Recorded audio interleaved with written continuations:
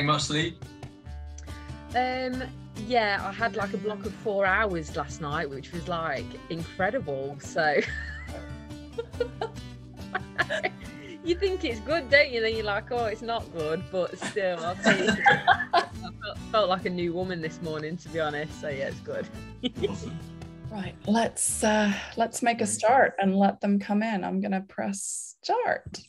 There we go. So I'm gonna say welcome everyone who's signing in. I'm watching the participants going up. I'll just give everyone a minute or so to join, and then we'll get going. So I'll get started with some housekeeping stuff while we're waiting for everyone to sign on. Welcome to our Running with Poles session. Thank you so much for tuning in this evening. We've got a great talk planned, and I'm sure you'll all find the session really, really useful. Like I said, just a few housekeeping notes before we get started. First off, can I just ask that everyone, or check that everyone can hear me okay? You've got a little chat button on the bottom menu. If everyone can just drop a yes or a hi or a whatever in there, that would be great. I can hear it. Fabulous. Thank you. I can see everybody saying yes, you can hear me. That's great. And just to say, obviously, we're not anticipating any technical problems, but if anything does happen, then please bear with us and we'll sort it out as soon as we can. You'll notice on the bottom menu as well, we've got a Q&A button. So if at any point during tonight's talk you've got a question, if you could please pop it in the Q&A section, not in the chat, and then we'll get to it. Either Dan will answer it as we go along, or we'll have a Q&A session at the end, but just drop it in there and we'll get to it. So I think that's about it for housekeeping. I do have a poll on polls to get everybody started. So I'm just going to launch this, and we'd love to know what you guys are planning on using polls for. So whether you're coming back from injury or returning to running, you're training for a race, that might be a long flat one, a hilly one, or a mountainous race. I'll give everybody a few minutes to answer. That would be great to see what everybody's using them for. A few people coming back from injury, that's really interesting. And lots of people training for hilly races, lots. Going up and up and up. Right, I'm going to end it now, and we'll share the results. So most people are training for hilly races, and a few people training for mountainous races too. Cool. Okay, I'm going to stop sharing that.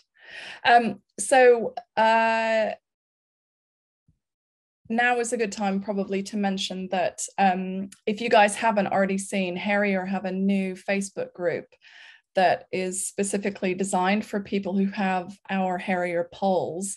It's called Pole Position. You can find it on Facebook by searching for that. And we've got Dan and we've got Kate on the group. And it's designed basically to give you the support and advice that you need on using your poles for the trails. So all you need to join is your Harrier poles order number. And yeah, look it up and ask to join. It would be great to have you there. Right, I'm gonna do another poll. This one's about experience. So we want to know from you guys that are on tonight, have you ever used poles before, or are you a complete newbie? Have you used them but you're not sure if you're using them right? That's probably me. Or if you're confident and you're just looking for some extra tips. I'll give everybody a minute or so to answer these. Wow, that's fairly equal. Lots of newbies. and lots of people using them, but not sure if they're using them right. I'm going to end this now and then we'll share. So yeah, that's pretty even split. Okay, I'm going to stop sharing that now. And without further ado, I'm gonna pass over to Dan Summers in just a sec. If you're not familiar with Dan, I'll just let you know a little bit about him. He's a mountain leader and fell leader in running fitness. He's also a Nordic walking instructor. Dan's completed a number of 100-mile races and 24-hour challenges, including Arc of Attrition, Lakeland 100, Spine Challenger. He's also done Bob Graham and Paddy Buckley. He loves to share his passion for running, and he leads courses on poles, navigation, and night running. And he's been helping us along with Ronnie Staten for our 100-miler pack. And so we thought there's absolutely nobody better to talk to you guys about poles than Dan Summers. So I'm going to hand over now. Welcome, Dan. Thanks, Mary. I can kind of throw out the first slide now from what I was going to talk about. So that's helpful. It's really interesting seeing the poll, the poll that you just conducted, because I think with hopefully by the end of the talk I'll manage to get the sort of point across that there's not really a right and a wrong way to use polls, and as you maybe saw from the first poll, everyone can get something different out of them depending on how you're using them. So you can use them to support to support your knees, to take the weight off your knees, or you can use them to drive you forward and help you get to the end more efficiently. Now, and I'm not going to tell you to use your polls one way or the other, if that makes sense. I'm just going to say that I want you to understand how you're using the polls and what benefit it's going to give you. Because so if you do get to a certain stage in a race or a challenge and your knees are really hurting, then you can kind of understand how to adjust your polling technique to take the pressure off your knees. And if you do want to get to the end faster of a race and you're feeling really good, you can understand how to use your polls to get you to the end faster and drive you forward. So yeah, it's really interesting, and it's really good that there's a sort of real selection of people on the course, on the seminar as well. So yeah, hopefully there'll be something for everyone. If you do have any questions, either say them to the end and we can talk about them then, or if you do want to put them in pop them in the thing for Mary, maybe you could pick them out as and when if I'm talking about a certain issue and there's a question on it, just jump in and we'll try and answer it there and then. That might be an easier way to do it. Will do. Ace, cool.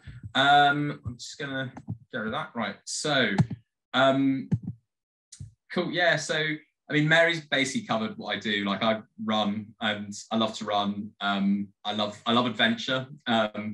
I also love, but I've done everything from running 800 meters on the track, recently in the last 15, 20 years, through to running 100-mile races and 24-hour challenges and that sort of thing. And the thing I really love about the long distance off-road stuff is the sense of adventure it gives you, and the sort of the way that, you've got no concept of what challenges you're going to face and what things are going to come up when you're out there for 24 hours. And there was a good phrase one day, there's a good phrase that I came across once, was that to run 100 miles is to live a year in a day. And it really feels like that when you're out there for 24 hours outside, running, which is great. And so, and on all of the challenges I've done, I've used polls, and I think they've really provided me with a massive benefit. And I've really taken the time to refine my technique in using them and to practice using them. And I know it's not the most interesting thing in the world, practicing using your polls. And if you're going out for a training run on a Saturday or a Sunday, or whatever it is you train, probably taking your polls with you and practicing putting them away in your pack and getting them out, and practicing putting them together probably isn't top of your list. You probably just want to go out and have a nice enjoyable run in the hills. But it really pays dividends to really practice and know your kit really well. So I would say, one main thing to take away from the talk here is, practice using stuff. Really try if you can to to practice using your poles. You'll develop muscles in the right areas if you're doing it. If you're using your poles in the right ways, and you'll develop the technique, and you'll just understand your kit as well as you can. And that makes it, and you'll trust your kit as well. And that makes a massive difference when you come into using the things in angst in races. And when you get to mile 80 and you've been awake for 36 hours and you try and pull your poles out of your rucksack, you'll be on automatic mode. But if you practice 20 times or 100 times, you'll know exactly how to do it. So I do think that's a really key point to get across as well.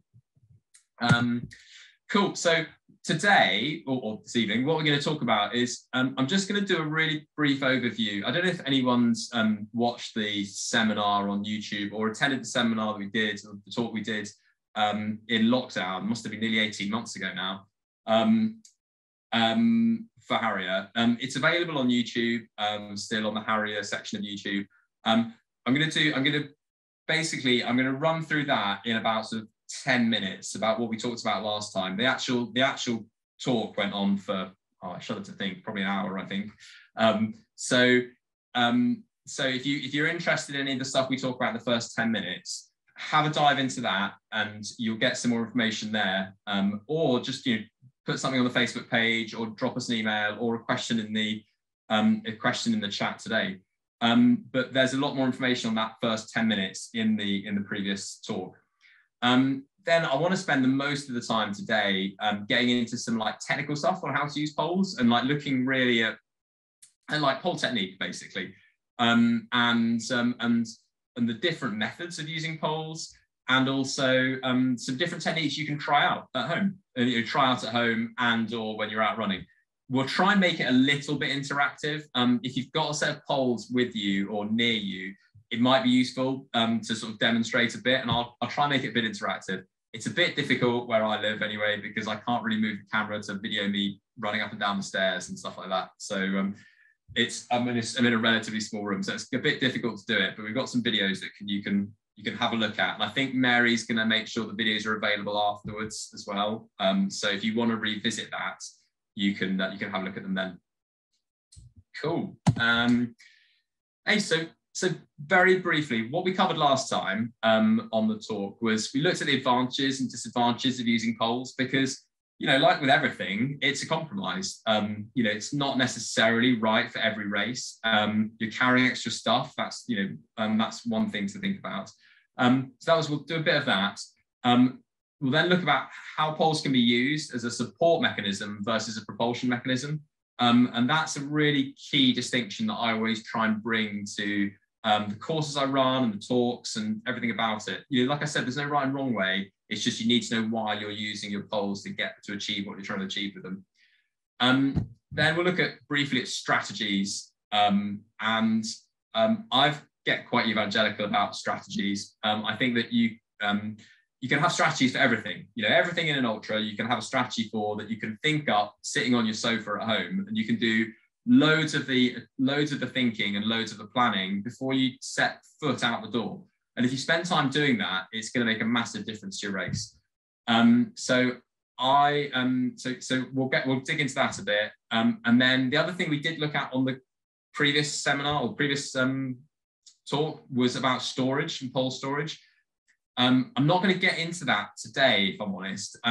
Every rucksack and every rucksack has very different mechanisms for pole storage, and really it's a case of getting to know your rucksack and getting to know how the poles best get stored in your pack, basically, and practicing.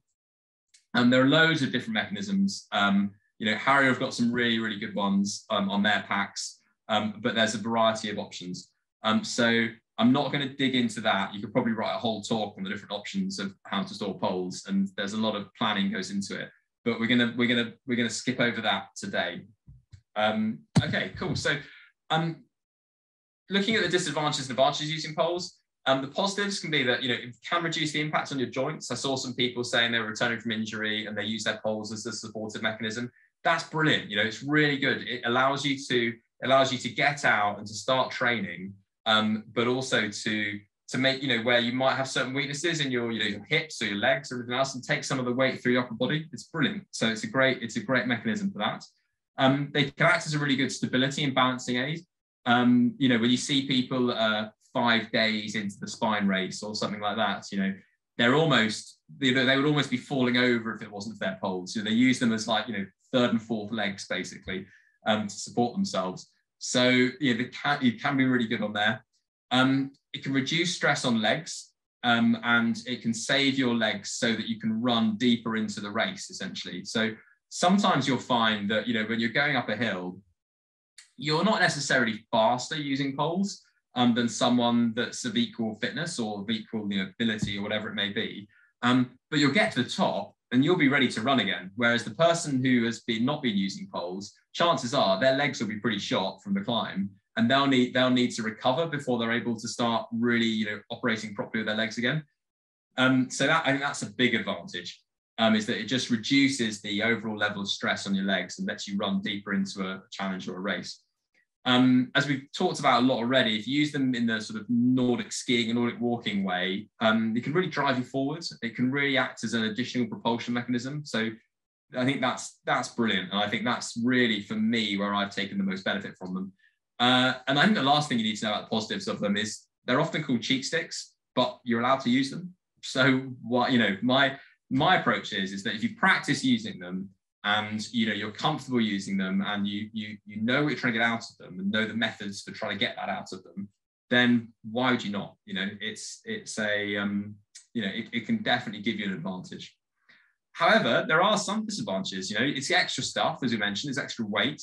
Some events still ban them, and there's been a good discussion on that on the pole position Harrier Facebook page recently about what the reasons are for banning of poles. And for some, it's that they want to just make it a pure running race and they don't like the idea that you can use cheat sticks. For some, it's ethical reasons about erosion. Some, it's a safety thing about we don't want you using poles on particular technical races or sections of races, because we want you to use your hands. If the terrain gets really steep or really technical and sort of slightly dangerous.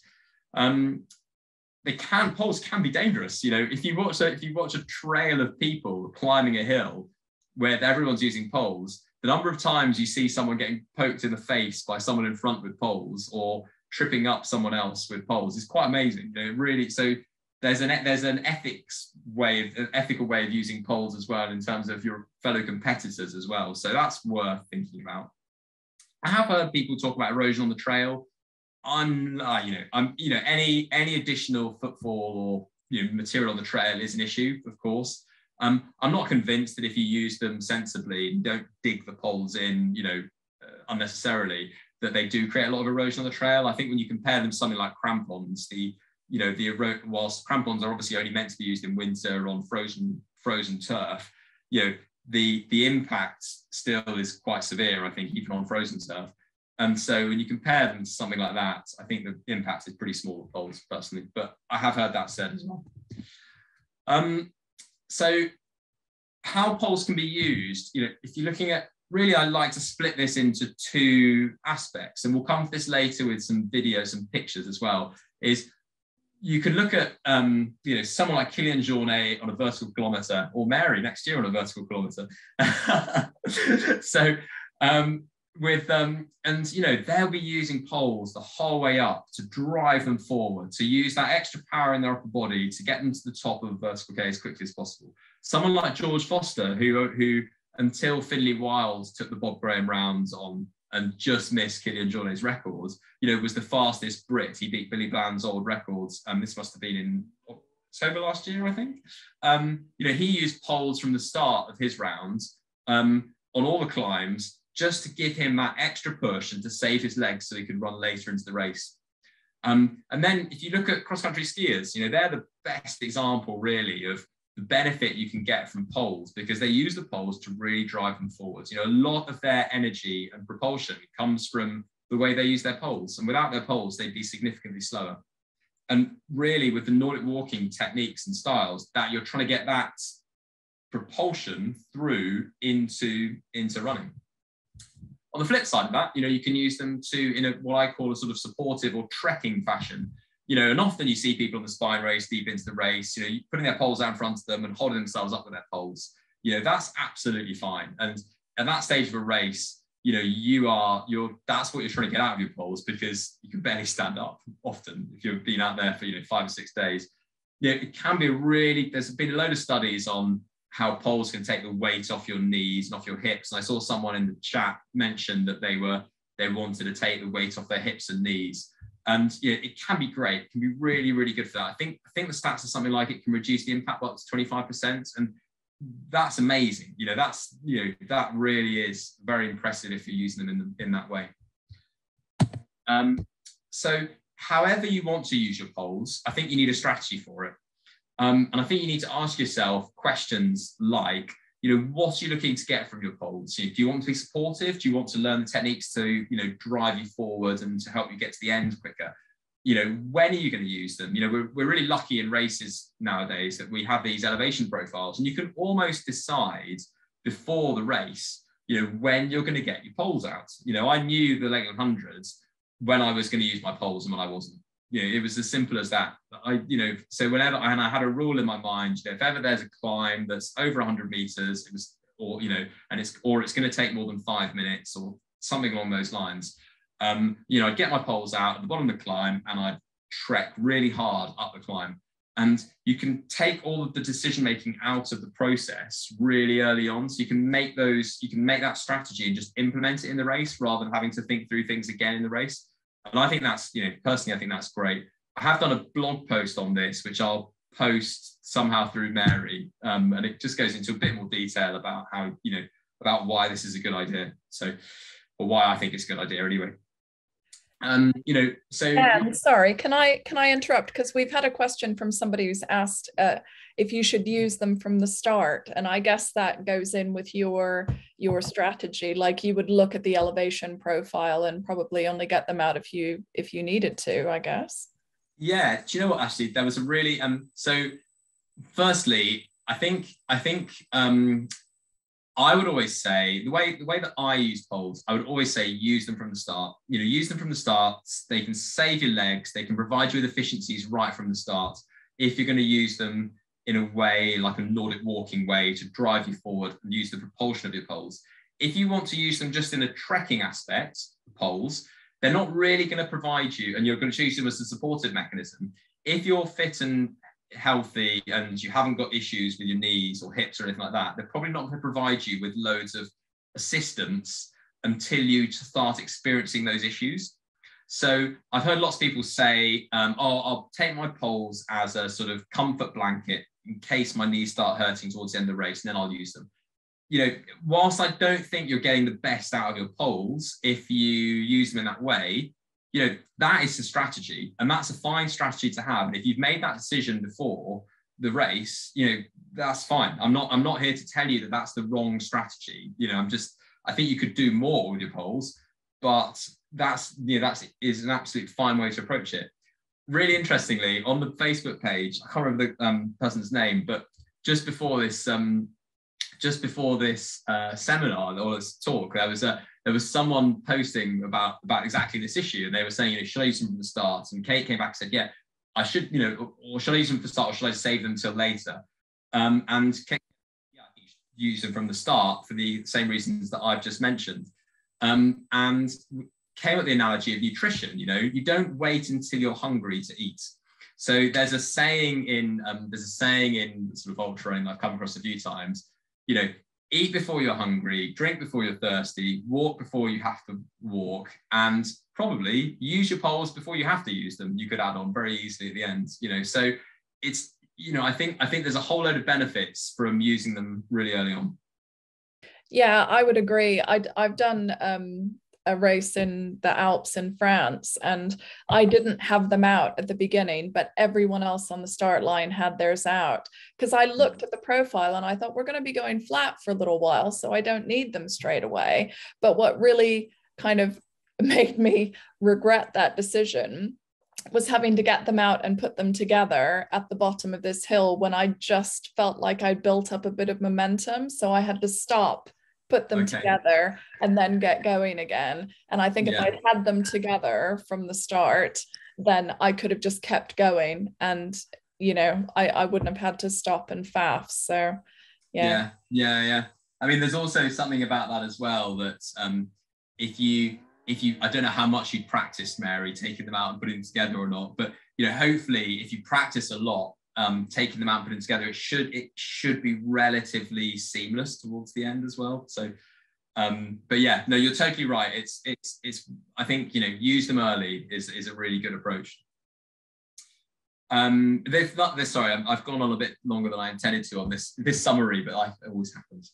Anyway, so how are you going to use them? How are you going to store them? And when are you going to put them away? Because I think one of the key things that I find is that poles are great, but when I'm descending, I don't want to have anything in my hands. Having anything in my hands for me when I'm descending really disrupts my flow and makes me feel really jerky, even if it's a map or a compass or whatever it might be. So I think it's also really important to know when to put them away. And I think other things that I've heard lots of people say, and rightly so, you know, is that carrying poles, having something in your hands makes it hard to navigate. It makes it hard to eat. And it makes it hard to do all of the other stuff that you need to do to look after yourself in races.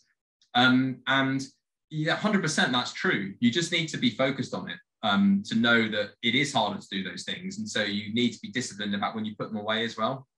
And the storage methods and, you know, the plans about when to put them away always comes into that as well.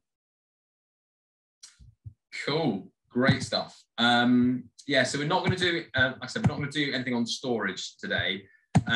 We're going to do a bit more on the technical side of things. Now, I'm just going to, give me a second, I'm just going to share my screen. And Mary, this might be a good time if there's any questions or anything like that.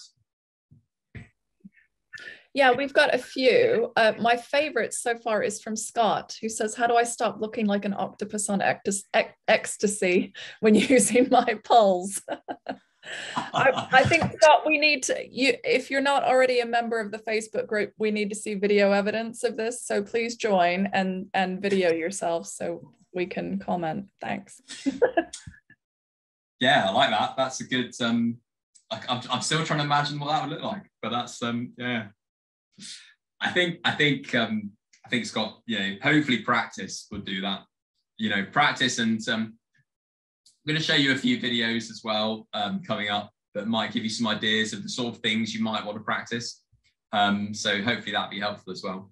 So here's the first bit of interactive stuff, and I apologize for, like, I don't know how I look in these photos, but I always cringe a bit when I see myself in videos like this. But so anyway, so if you stand up, if you've got a pair of poles or a broomstick or whatever it might be that would act like poles, and plant the poles in front of you, exactly like I am in this photo right now. When you've done that, push down on the poles and then feel what happens. Hopefully what you'll feel is you probably feel a little bit of tugging around your core, maybe about it, might be a bit of tension going through there, but hopefully you'll feel that sort of weight comes off your feet a bit, because your poles are going vertically down and you're pushing vertically down on them. So the poles are basically taking the weight off your knees. And that's great. And this is the way that I look at sort of supportive way of using poles. So you're planting your poles in front of you, you're pushing down on them, and you're taking weight off your knees. And also, if you look at the way the poles are planted, you know, it's a square between the two poles and your two legs, and that's a really, really effective and solid base. You know, so it's going to be really good for balance and really good for you know, really good for taking the weight off your body. Now contrast that with this. Okay, and if now I want you to plant your poles either slightly behind you, like in this photo, or even plant the bottom of your poles level with your feet. The key is that your poles need to be at an angle, you know, and the angle will actually be dictated by how long your poles are. So when your poles are at an angle, if you push on them now, hopefully you'll take a step forward. Probably should have said, you know, don't do this at the top of the stairs or something like that. So, you know, push on your poles now, and hopefully you'll tip forward. Now, this is kind of the crux of Nordic walking. You know, and the way that people use their poles for cross-country skiing and things like that is when you plant your poles at an angle, there's a moment of the force that is sending you forward. And there is also a moment of the force that's going upwards. It won't be as much as the force that's going upwards when you plant your poles directly in front of you. So you won't get quite the same benefit for unweighting your knees and things like that and your hips. However, you do get that forward propulsion. And so if there's one thing that you take away from the talk today, is where you plant your pole in relation to your center of mass is critical in the benefits you'll get from your poles. If you're planting your poles in front of your center of mass and focusing much more on the upward force, the benefit you'll get will be to take the weight off your hips and knees and your ankles. If you plant your poles further behind you or at an angle, the benefit you'll get will be slightly upwards, but also a large component forwards. And that forwards momentum can really drive you forward and really help you get to the end quicker. One way to demonstrate this, I haven't got this in the videos, but one way to demonstrate the benefit that they can give you is just to go out and walk in this way. Do some Nordic, you know, if you learn to Nordic walk, that's often the first step. But if you Nordic walk on the flat, sometimes the propulsion that you get, you can't really appreciate it. If you Nordic walk on a slight decline and you use your poles and push off to give you that forward momentum with your poles on a slight decline, you're going slightly downhill, you almost pick up speed exponentially and you almost get out of control really quickly. And so in that situation, you know, that's a really, really clear demonstration of how much force and extra propulsion these poles can give you.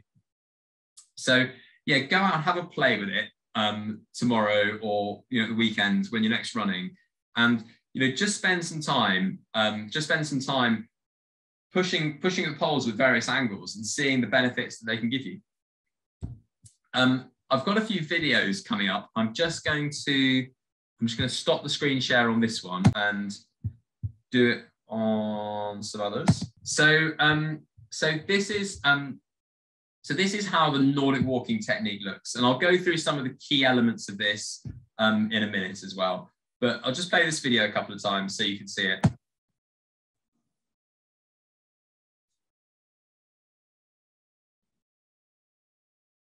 Cool. So the things to think about would be really good if you could pick out from the video. The kind of key points are where I'm planting the pole in relation to my body and the angle of the pole. They're kind of interlinked.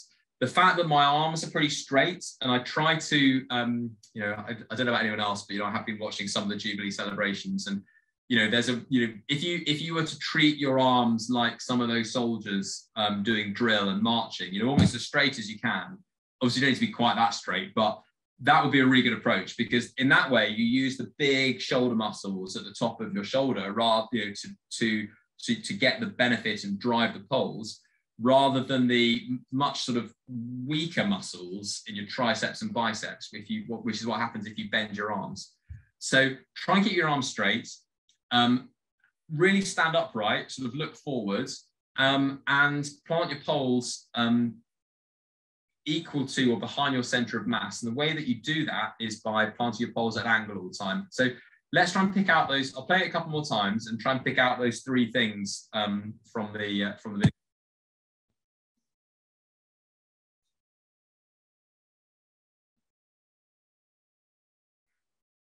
Cool. I'll do it one more.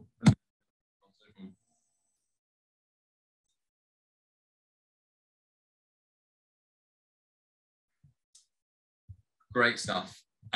So now, just to contrast that with how I think of as trekking. Sorry, the contrast isn't that good on this. Can you see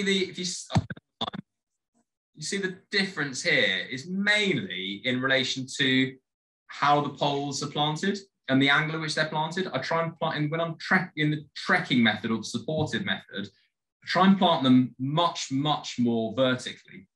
And that provide, and as we saw to start with, that's going to provide lots of force taking me upwards. And on hills, that you do want some force taking you upwards, because obviously you're trying to climb as well. But when it's to that extent of really vertically, really the main benefit you're getting is taking the weight off your hips and knees. So yeah, we'll just play that one more time.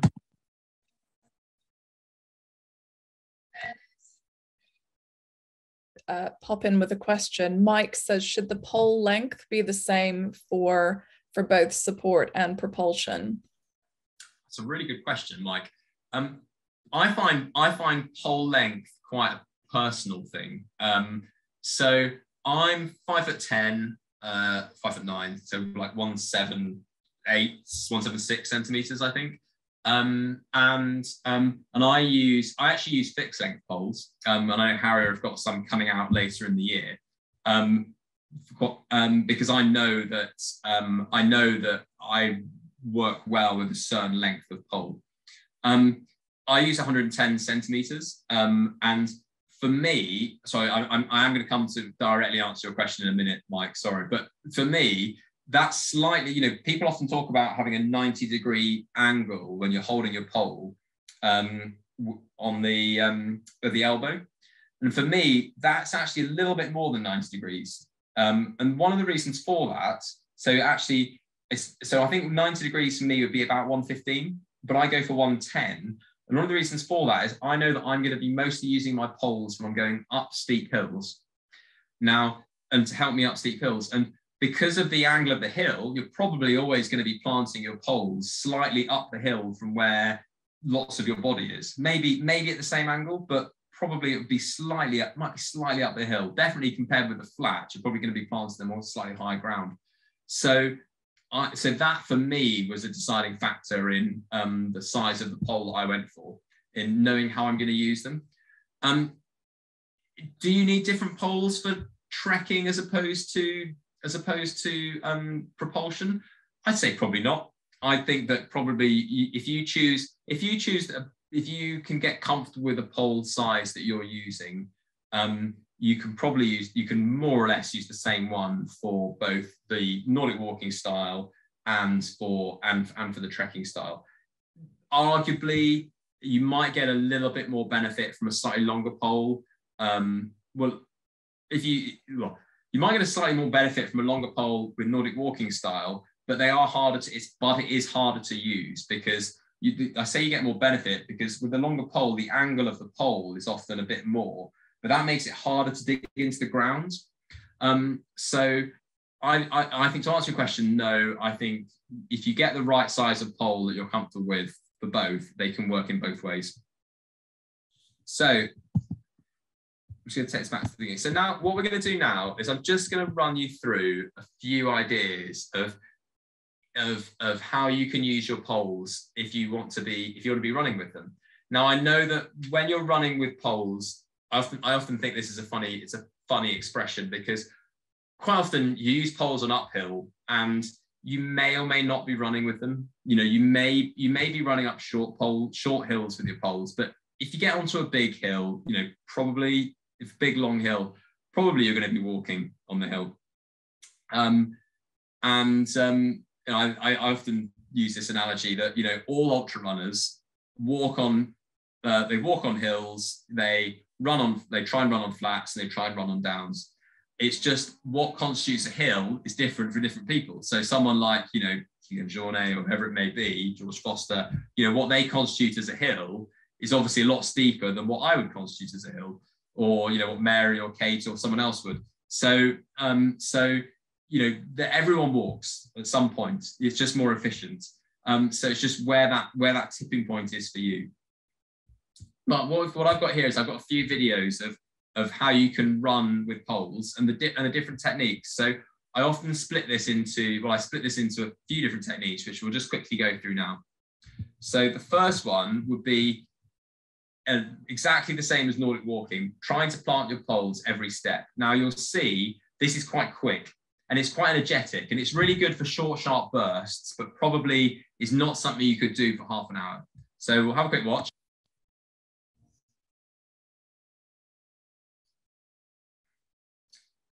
Cool. I'll just play.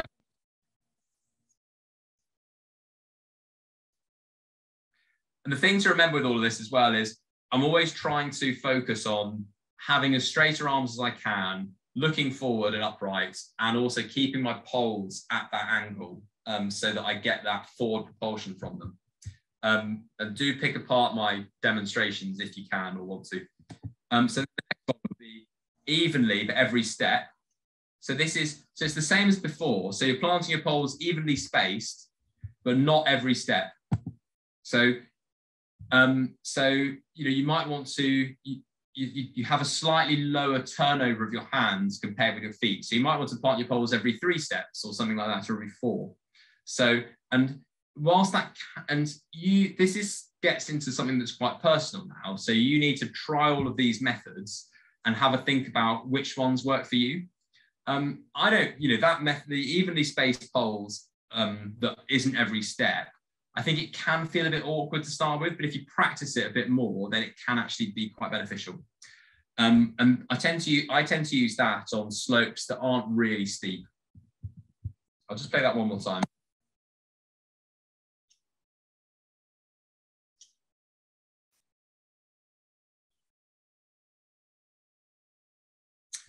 Great stuff. So that's essentially the second method. Now look at a double pole plant. Now I find this a really, really effective method of using poles. Often the terrain dictates to you where you can plant your poles. At the moment, you're seeing me on grass, and grass is a really good place to learn. So if you can choose where to go and learn and practice using poles, if you can find a football pitch with a little hill that's grass near it as well, or in a park that's really really easy grass, that's the perfect place to learn and to practice using poles. The reason for that is because the terrain isn't dictating to you where you plant your pole. You're totally dictating the terrain you're totally dictating where you want to plant your pole. And so that's really helpful when you're learning. On things like, in certain situations, the terrain will dictate to you where you can plant your pole. And things like steps or things like rocky terrain, the double pole plant can be really, really good because it lets you actually almost plant your pole a little bit where you can see it and then really push through towards the back. And we've got a slow motion video of that coming up in just a minute. I'll just play this one more time. And what I should say as well, that whilst all of these videos are done running, these techniques equally apply to walking. The double pole plant totally equally applies to walking, and it's pretty much identical. The key is that you're doing a double pole plant at the same time, and you're pushing right through back behind you. This is the slow motion. Sorry about the quality of the video. So yeah, there you go. So that's almost exactly what I was trying to say. The poles are planted right under your center of gravity, and you're really pushing all the way back behind you. And more or less, the poles are always at that same good angle that's going to be driving you forwards, and in this case, driving you upwards as well.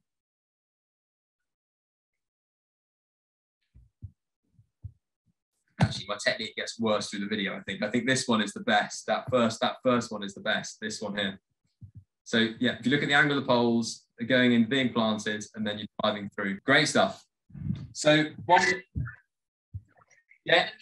Ken was asking, how do you stop your arms and legs getting out of sync? But I assume that's practice.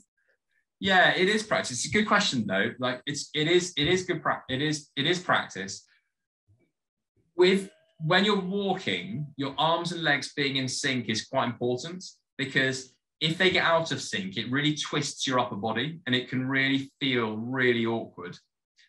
When you're running, actually, because you've got such a high turnover, because everything's happening quite quickly, your arms and legs can get out of sync and it makes less difference. So so it's definitely worth learning really diligently your arms and legs being in sync when you're walking. And really practicing that so it becomes like totally second nature. When you're running, it's still important, and it can make a difference, but actually it becomes less important because everything's happening so quickly. And if you think about like a double pole plant, for example, your arms and legs are never really in sync, and they're never really out of sync because they're operating at different cadences essentially. And the same with the evenly spaced pole plant that isn't every step. You know, the first one we looked at with the run, or the second one we looked at with the running, you know, again, your arms and legs are never really in sync, but never really out of sync as well. So yeah, it is important, but it's something that matters less the faster you're moving. Cool. And do you have any, Amy wants to know if you have any tips for strength and conditioning exercises to help with using poles? Yeah, I think I do. It's a good Amy's hit on a really good point actually, because I've got a story from when I first attempted the Paddy Buckley round. I've spent a load of time about 6 months beforehand, you know, using and practicing the poles, and I got really quite efficient at it, and really quite, well, you know, good in my mind. You know, I knew how to get out of what I wanted to get out of, and because I'd done that, I then didn't bother really practicing much with poles for the sort of 3 or 4 months before I actually started the Paddy Buckley round the first time. But my strategy was going to be that I would use poles right from the start. You know, the first climb up from Capel Curig up More Shabod, you know, it's an hour climb essentially, give or take. And, you know, I was going to use poles the whole time. That was my strategy. One of the reasons I think still that I pulled out of that challenge 12 hours in was because my upper body just cramped up because I hadn't done any strength and conditioning on my upper body to use poles. And suddenly I'd gone from, you know, virtually never using my arms in running to using my arms non-stop for 10 hours using poles. And my upper body just couldn't really deal with that. You know, there were other reasons as well, but that was one of the factors, definitely. So I think it's a really good question, Amy, about strength and conditioning. There's not really any better way than to get out there and use them. You know, if you get out there and use your poles, you know, for long periods of time, you'll gain a load of strength in your arms, and you'll gain a load of very specific strength. Aside from that, I think, you know, this is with the caveat of, you know, the general technique and doing it under, you know, with an instructor and things like that. You know, things like kettlebell swings, I think, are great, or for all-round body conditioning. But specifically, you know, it's a very similar motion because your arm is quite straight and lots of the pressure and tension is going through your shoulders, which should be exactly the same thing as what's happening with the poles. So, you know, swinging a kettlebell, doing some press ups, you know, all of these things can really help. The other thing as well you should think about when you're doing strength and conditioning exercises, which I've had a lot of trouble with recently actually, is making sure your core is really strong. Because if you think about, apart from the fact that, you know, as I mentioned, you know, I've discovered recently that your core is just crucial for running generally. You know, when you're using your poles, you know, you've got pressure coming through your upper body and your lower body, and your core is what kind of connects the two. And so if you've got a really weak core, you actually can lose some of that benefit. So because the drive from your arms doesn't translate into, you know, actually taking the pressure off your legs, you kind of gets lost halfway through in your core. So I would also say it's definitely worth strengthening your core as well, if you're going to be using poles. Right. Cool. So then this is the last method that I wanted to sort of mention. Now, there's loads of different names to this, but I call it the gallop. And that's more or less because of the sort of rhythm of it. It's like, doo-doo, doo-doo.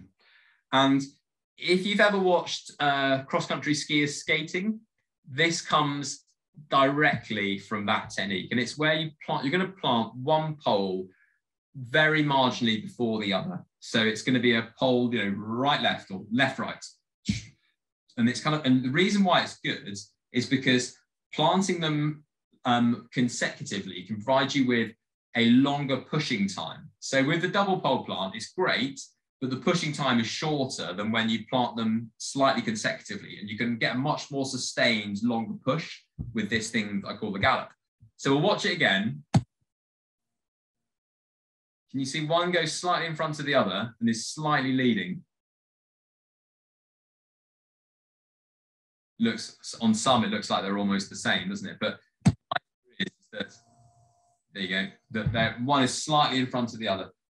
One thing to mention with this as well is that it's worth learning to do it both ways. If you always plant your left arm first, followed by your right arm, then you might end up in a situation where you hurt your back, your back's getting a bit sore because you've been doing exactly that same asymmetric movement for, half an hour. You want to mix it up. You want to learn to do left, right, right, left, and the double pole plant, and mix it all up. And often I find on these climbs, or when I'm running, I'll flit between all of these different techniques, depending on what the terrain's doing, depending on how my body's feeling, and depending on what I'm trying to get out of the poles. So when I'm practicing, I'll go and practice one thing for 5 minutes, but actually when I'm using the poles, in angst, in a challenge or something like that, I'll just slip in, I'll flip between all the different methods really quickly. So it's definitely worth practicing them individually, but then when you get on a climb, just doing what feels right at the time, basically. Can I jump in with another question from Sarah? Yeah, of course. Yeah. She's a complete newbie. She said she's used poles for walking, but she's never run with them. She's building up for her first ultra next year. What stage in training would you start to use them? That's a good question. So I'd suggest that the best thing to do with them is when you start doing longer runs, in your training, is to go out and to take your poles out with you and make a plan that whenever you get to a hill, you're going to take your poles out and start using them. I'd say that was probably the best thing you can do to integrate the use of poles easily into your training plan. I think that one thing that, if you've got time and the inclination, going out and actually practicing, finding a little hill, and this would have to be separate from your run for the day or your training, because you wouldn't really probably get much fitness training from this, or benefit into running. It's running specific stuff, but just going out and finding a hilly, grassy area and practicing these techniques. You go out. You wouldn't need to do it very often. Maybe the 2 or 3 weeks before you're going to start taking your poles out on the longer runs, you'd go out and find a little hill and just practice the various techniques. And also on the grass as well, the flat grass, practice trying to Nordic walk as well. Because if you can Nordic walk, if you can Nordic walk efficiently, then all of these techniques become so much easier. They're so much easier to get, and the concept of them, and the sort of micro skills of how you apply the pressure to your poles with your fingers and stuff like that just becomes a lot easier. And you have to think about it much less if you can become proficient at Nordic walking. Actually, it's worth mentioning as well that if you want to come to a running with poles course, whoever provides it, whether that's me or someone else, that's great. And I love taking people on courses and showing them the Nordic walking technique and how to apply this to hills, and how to apply it to hills and to running. However, if you don't want to do that, but you want to get some sort of tuition, join your local Nordic walking group. And that might sound like you might sort of, I don't know, you might be easy to sort of think, oh God, all these people that Nordic walk, they're not really runners. They're sort of probably much less fit than everyone on this seminar, possibly, maybe not, but possibly. And you might be thinking, they're not trying to run ultra marathons or anything like that. However, that's probably not right, because there's a whole load of benefit you can get from really learning to walk really well. And often these people that Nordic walk can be incredibly fit. If you want to Nordic walk for a long period of time, you're really using your whole body, and it can be a really, really good workout as well. So that's a really good walking tip. club is a really good idea. Yeah, I wouldn't have thought of that. So that's a really good idea. Just one more question, and then I'll let you get on. Is there any particular type of ultra that you would suggest poles would be useful for? Yeah, well, yeah, I think that's yeah, I think there's definitely in my mind, there's a split between when I would choose to use poles in a race and when I wouldn't. You know, for example, you know, I just unsuccessfully, I probably should say, just tried to run 100k on the roads on a looped course. I had to pull out halfway through because I had a pre-existing injury that came out to bite me. But you know, nobody in that, it was flats, you know, and nobody in that race was using poles. And because nobody in that race was planning to either walk, you know, planning to walk or to go up any hills. So I would say that any ultra where you're planning to walk for long periods of time, and that can be a flat race, it can be flat, you know, if your strategy is, you know, it's often their strategies of, you know, 5 minutes walk, 10 minutes run, or, you know, even, you know, some people just, you know, you can walk 100 miles in, if it's flat. If you were really good, you could walk 100 miles in 24 hours if it was flat. It'd be really hard work, but you could, you know, I think you could just about do it at 4 and a bit miles an hour. So, you know, if you're planning to walk, then take your poles. And also, if it's hilly, again, probably because you'll be walking, then there's definitely a benefit to taking your poles on anything hilly. Something like, just to use go into it a bit more, something like the Lakeland 100, you find loads of people using poles. Go to the UTMB, which is like the Lakeland 100, but with bigger, longer climbs. You know, everybody almost is using poles. You know, right from the people at the very front to people at the very back. You know, you know, Europe in big mountain races, nearly everyone uses poles. You go to something like running on the coast path in Cornwall, where you've got lots of short, sharp climbs that maybe go on for 5, maybe 10 minutes, you know, maybe 10 minutes at a push. You know, you find way few people using poles on a race like that. I still did, and I still really felt I got massive benefit from them. But because you've got less long climbs where you can really get into a rhythm and take the benefit of the poles, lots of people choose not to take them on a race like that. Anyway, and I hope that answered the question. I'm aware we're coming to 8 o'clock soon, so I'll try and wrap up relatively soon.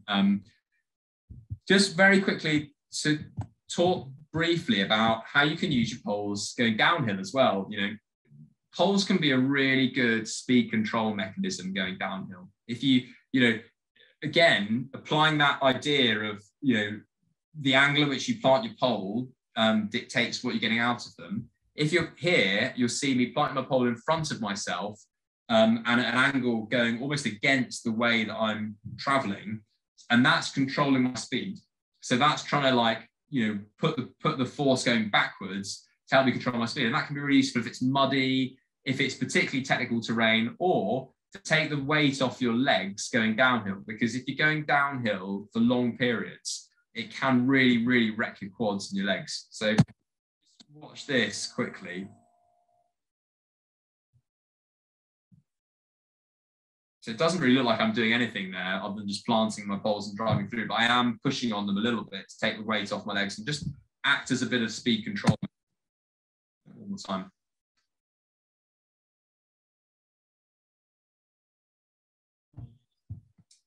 Cool. There's not that much more to say other than for that final one. Let me just grab my set of poles. Sorry. For that final one, it can be really useful if you have your hand over the end of the pole like that. So if you're going on a steep downhill, you can hold the pole like that, and that can be a really good way of allowing you to get your pole right out in front of you. The other thing to mention as well is often I get asked about is how should you use the strap? Now, I've seen people use straps in loads of different ways. You know, often people will think, right, here's a strap, you know, I'm going to put my hand through it and then grab the pole like that. It's fine, but again, you're not getting much benefit from the strap there because you really have to hold on to the pole as well. And if you do lean on your pole, if you do lean on the strap, your hand kind of automatically kind of pulls off. A much more efficient way to use the strap is to, if the things like straps like that come up from the bottom like that, and then grab down on the strap so that, I don't know if you can all see, try and get, grab down the strap so you've got a thumb and the forefinger either side of the pole with the strap kind of coming around the front. So grab like that. And that means that you can then apply pressure to that pole and push on it without actually having to grip on at all. So, and that's really good, because if you try and grip a pole for, 3 hours or something like that, your arms and your forefingers are going to be exhausted. So if you can save your energy by holding a pole like that, that's a really good way of doing it. I'd say that's a really easy win for saving energy using poles. Off the wrist straps. So I think you've just answered it there, that it's a bit more efficient and saves the grip. Yeah, definitely. That one thing you should say about the use of straps, and definitely with this one, is it can be harder to, if you had to throw your pole away because you're falling over, or because you were on technical grounds where you probably shouldn't be using your poles anyway, and you needed to use your hands quickly, it can be a bit harder to get rid of the pole like that, when you've got with this way of holding them, because you're a bit more connected to it. But overall, as long as you're aware of that, and you get to technical ground, or you get to some area where you think you might need to ditch your pole, just take your hand out and just hold it like that regularly for a while you're going over that terrain. That solves the problem straight away. Yeah, great, thank you. But yeah, I mean, that's what I wanted to cover on the talk. So I'm open to questions. I've been going on an hour now, so sorry, longer than I was hoping it would. But yeah, so I've got some time to take some questions, and or just drop something on the Facebook page and we can pick it up there. Yeah, definitely. I'll just ask a couple more questions, and then I think if we haven't got to your questions, please come onto the Facebook page afterwards, and we'll answer it there. Caroline wants to know if gloves are recommended. That's something that I've had from another person as well. What do you think? So I assume when you mean gloves, you mean the glove that connects your hand to the pole, rather than just gloves to keep you warm. So certain brands of poles, Lecky, for example, use a glove system where you will, where basically you wear a glove all the time, and there's a little bit of plastic in the middle there that connects onto the pole. It's got positives and negatives associated with it. Some people swear by it; they think it's great, and it does provide a really good integrated system. For me, I don't think I'd ever choose to use it. I think it's got benefits, definitely. Part of the reason why I wouldn't choose to use it is because it doesn't give you the flexibility of where you want to hold the pole. So with poles that have straps, you often have the foam bit of the pole, and the Harrier pole, for example, is must be like 30 centimeters long. So you can choose anywhere you want to hold your pole, and that can be really beneficial, especially if you're on a path, you're traversing a path that crosses that basically is traversing across a slope, basically. So you might want to hold one pole a bit lower, one pole a bit higher. So things like that, much easier if you don't have that glove. The glove, I guess, you have to be aware of how it interacts with your regular gloves as well. So it's kind of harder to put gloves on over the top of it. You might have to take the glove off to put the glove on and put the other, the pole glove back on. It's not to say that it's not a good system. It's just that it's got advantages and disadvantages of it. I think I probably will stick to I will always use the regular pole loop system, the loop strap system, because I think it's a bit more flexible. But that's just my view. Yeah, great, thank you. A few people have asked about changing the tips of the poles depending on how the terrain changes in a race. Is that something that you would do? I would never do it in a race. It's when you buy poles, I believe Kate should be able to confirm this, but I believe when you buy the Harrier poles, they come with the rubber tips as well. The rubber tips are really, really good for when you get on stuff like road. You know, if you get on the road and you try and use your poles on a steep road or on really rocky terrain, your poles can bounce around quite a lot. And so if you know your race, you've got lots of sections on something that's really, or on road sections where you're going to be wanting to use your poles, then you could definitely take those rubber tips with you and just stuff them on the end of your poles. I would never actually change the carbide, the actual steel carbide tips in a race, partly because I think it's a bit too faffy and I don't think you'll necessarily get that much benefit from it. But I would definitely think about taking those rubber ends if you know that you're on either really rocky terrain or on. Great, thank you very much, Dan. I think we'll probably leave it there for questions. Like I said, all you need to join the Facebook group is your Harrier poles order number or your postcode. So just make sure that you answer the membership questions, and we'll let you in. It would be great to welcome you. Dan, thank you so much. That has been so useful, and I'm sure lots of people have got some really useful tips for their training and for their events coming up. So thank you so much for joining us this evening. And thank you to all of you for signing on and staying with us. I have been recording, so we'll get this up on YouTube later on in the week, and I'll share a social post as well to let you know when it's available to watch. Yeah, I mentioned before about the 100-mile pack. Do have a look at that on the website. We're adding more bits to it all the time. It's useful for ultras of any distance, not just 100 miles. So check that out. And yeah, have a great evening. Thank you very much, guys, for joining us. See you soon. Thanks, everyone. Thank you. Bye.